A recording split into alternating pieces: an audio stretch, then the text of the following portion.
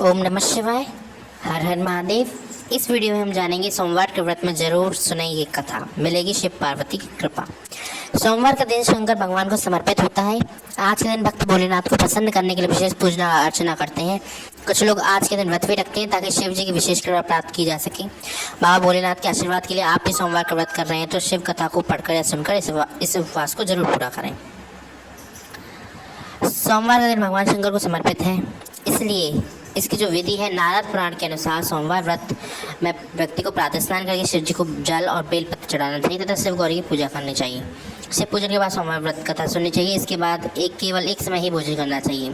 साधारण रूप से सोमवार का व्रत दिन के तीसरे तक होता है, मतलब शाम तक रखा जाता है। सोमवार व्रत 3 प्रकार का होता है। प्रथम सोमवार व्रत, सौम्य प्रदोष व्रत और 16 सोमवार व्रत। इन सभी व्रतों के लिए एक ही विधि होती है।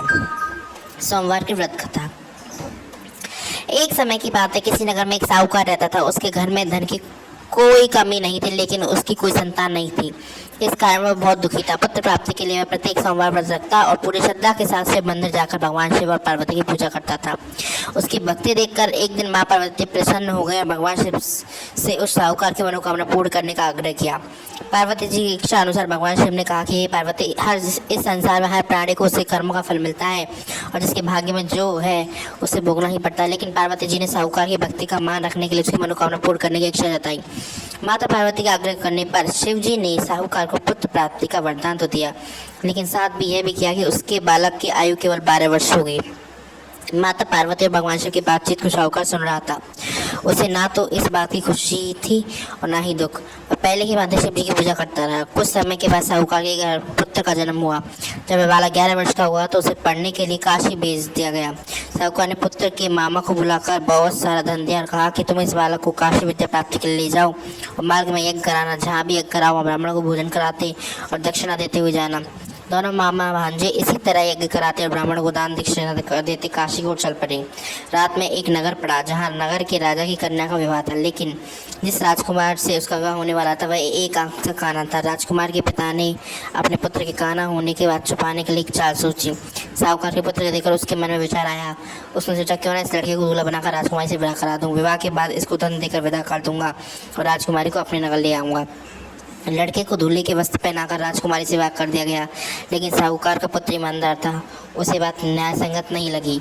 उसने अवसर पाकर राजकुमारी की चुन्नी के पल्ले पर लिखा कि तुम्हारा विवाह तो मेरे साथ हुआ है, लेकिन जिस राजकुमार के संग तुम्हें भेजा जाएगा वह एक आंख से काना है।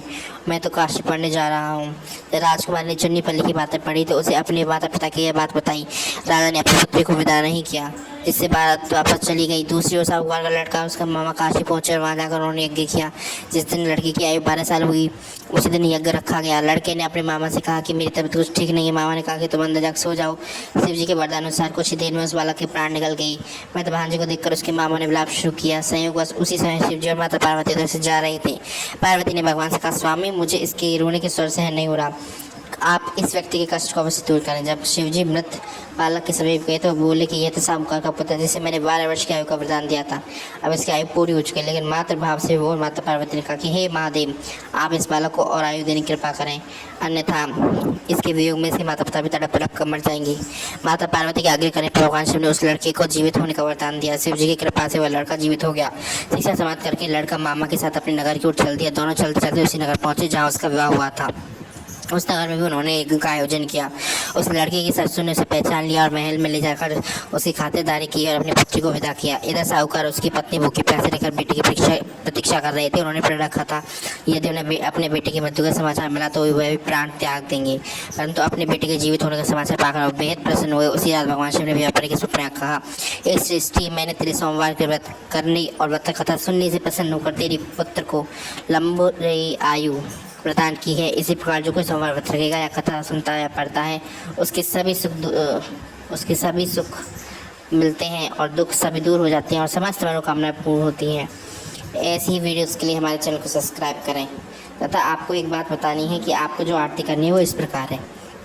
ओम जय शिव ओमकारा प्रभु हर शिव ओमकारा ब्रह्मा विष्णु सदा शिव अर्धांगी धारा ओम हर हर हर महादेव एकानन चतुरानन पंचानन राजे हंसासन गरुड़ासन वृषभांसाजे ओम हर हर हर महादेव तो भुज चार चतुर्भुज दशभुजे सोहे तीनों रूप निरखता त्रिभंजन मोहे हर हर हर महादेव अक्षमाला वनमाला रुंडमाला धारी चंदन मृग मद सोहे भोले शुभकारी ओम हर हर हर महादेव श्वेतांबर पीतांबर बागांबर अंगे सनकादिक ब्रह्मादिक प्रेतादिक संगे ओम हर हर हर महादेव ब्रह्मा विष्णु सदाशिव जानत विवेका प्रणवाक्षर के मध्य ये तीनों एका ओम हरे हरे हर महादेव कर के मध्य कमंडल चक्र त्रिशूल धरता जग करता जग हरता जग पालन करता ओम हरे हरे हर महादेव त्रिगुण स्वामी जी की आरती जो कोई नर गावे स्वामी प्रेम सहित गावे कहत शिवानंद स्वामी मनवांछित फल पावे ओम हर हर हर हर महादेव ओम त्र्यंबकम